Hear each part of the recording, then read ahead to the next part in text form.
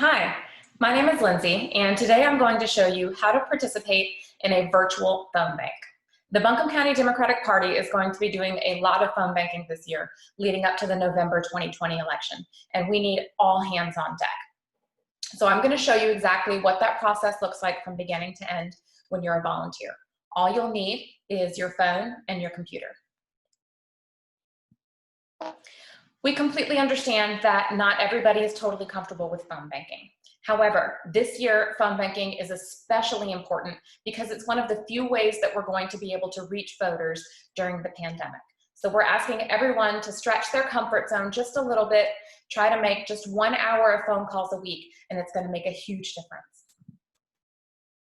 So when the phone bank starts, you will receive a link from probably your cluster or precinct leader that's going to take you to that virtual phone bank.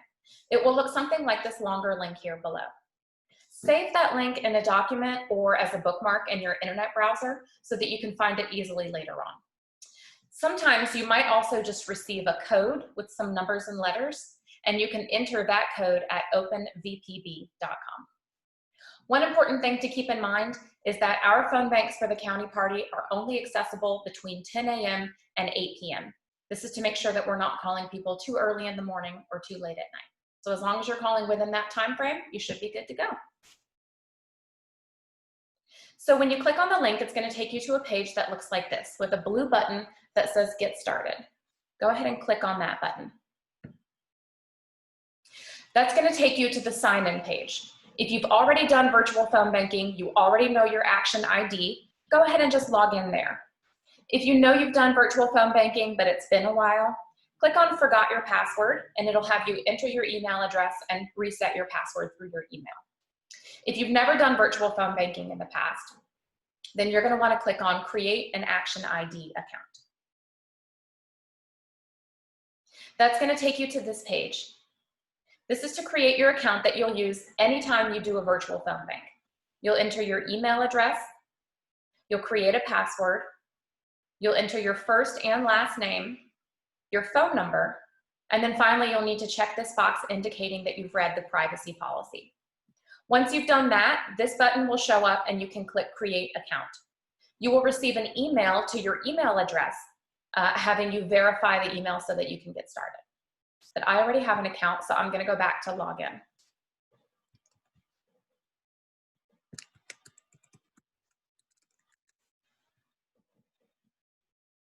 When you log in, it's going to take you right to the first person in your phone bank.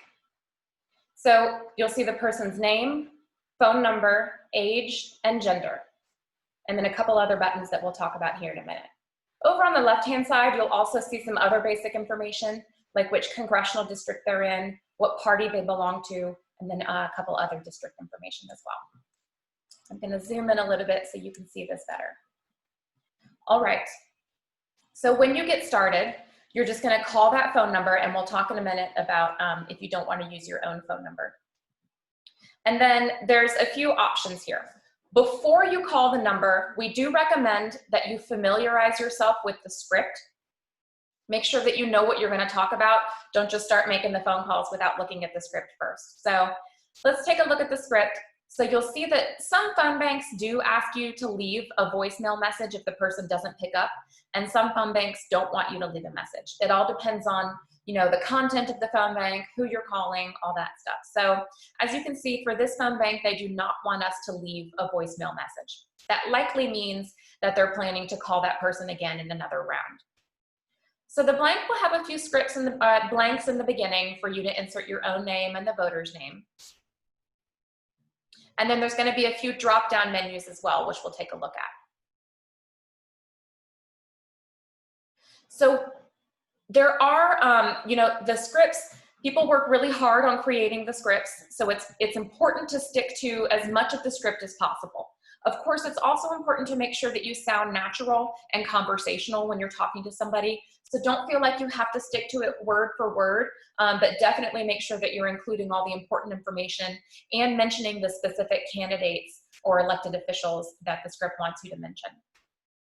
So when you call, you might not be able to reach the person that you're calling.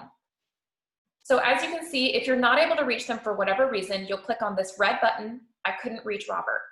and it's going to give you options for why you weren't able to reach them. If the call goes straight to voicemail, then you're just going to click not home. If the person doesn't want to talk to you, click refused, and then obviously there's some other things here as well. It is very important if they have the wrong number or if the phone line is disconnected that you click those as well, and we'll talk about why that is.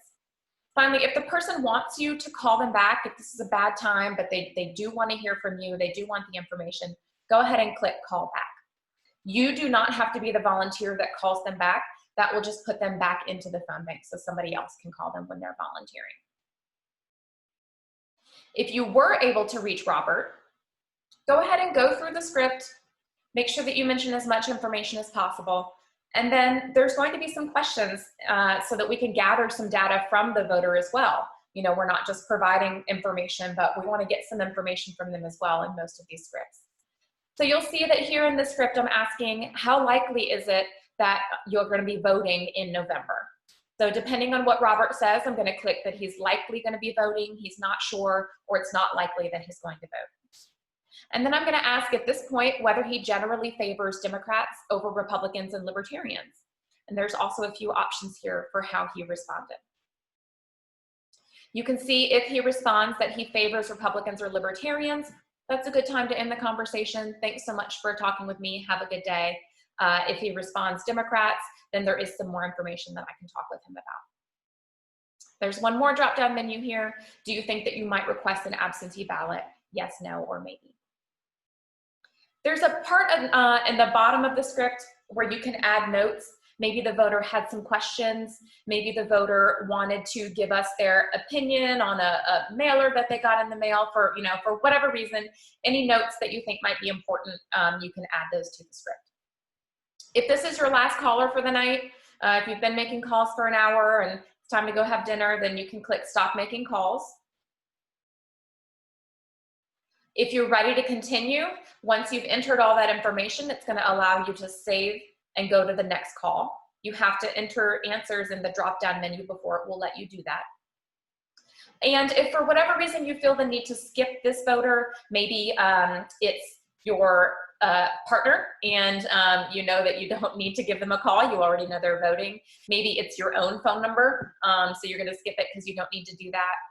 There might be a few reasons why you might need to skip, but for the most part, we are asking that you call everybody on the list.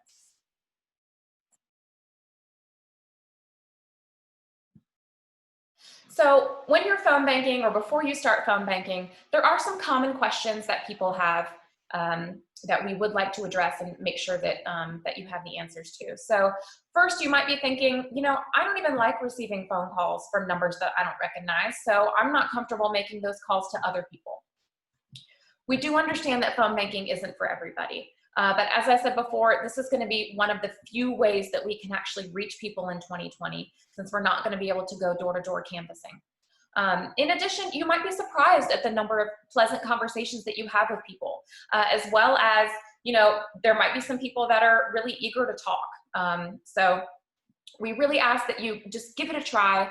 If you're still uncomfortable, if it doesn't get any easier, then please consider other ways that you might be able to volunteer, whether that's greeting people at the polls, writing postcards, working at the front desk, those kinds of things.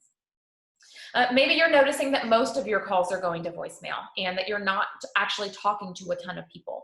That's actually pretty normal. An effective phone bank usually has a pickup rate of about 10%. We are finding that rate to be a lot higher during coronavirus, just because people are spending more time at home and oftentimes they're eager to talk to somebody. Maybe they haven't talked to somebody in a while, so they might actually enjoy having that conversation. You might also notice that there are some wrong or disconnected phone numbers on that call list. That's normal as well. It is impossible for us to update our database every single time someone's phone number changes. So when you notice that and when you put that into the script with the drop-down menu, that actually helps us a lot because then other volunteers aren't going to waste time calling that same phone number later on. So that data is really, really important. And we appreciate you recording those results in your script. And then finally, as I mentioned before, there might be some people who aren't comfortable making those phone calls with their own phone number. That's totally fine. We understand that. There are some good options for how you can get around that. One of those is Google Voice. Google Voice is free, and that's a way that you can basically hide your phone number when you're calling people, make it a different number. There's a few apps that you can download as well, including the Burner app, and that's going to change your phone number as well when you're calling somebody. Some of these apps do have low monthly fees, so make sure you take a look at that before you decide to download them. And then the last thing I want to mention, absentee voting by mail is going to be huge this year. So we do want to make sure that every phone banker has at least some of the basic information and understanding of the voting by mail procedures. So this is a really important graphic. Take a screenshot, download this slide. But knowing those steps, the basic steps of voting absentee by mail is really important because quite a few of the people that you talk to are probably going to have some questions about absentee voting. So just remember, if people ask, there's 3 main ways that you can vote this year. You can vote early in person, you can vote on election day in person, or you can vote absentee by mail. All of those ways are going to be safe and valid this year. So thank you so much for volunteering. We are asking people to try to make 1 hour of phone calls every week. Every person that you talk to, every wrong number that you enter into the script, every piece of data that we get from you as a volunteer is going to get us closer to victory in November. It's going to make this a lot more fun and a lot more effective for people. So if you do have questions about phone banking, please contact the precinct chair or cluster leader that sent you the link, or you're welcome to email Robert Klein. His email and phone number are here on the screen. Robert has a ton of information about absentee voting and would be happy to talk to you. So thank you again so much for volunteering. Your efforts are incredibly appreciated and we couldn't do it without you.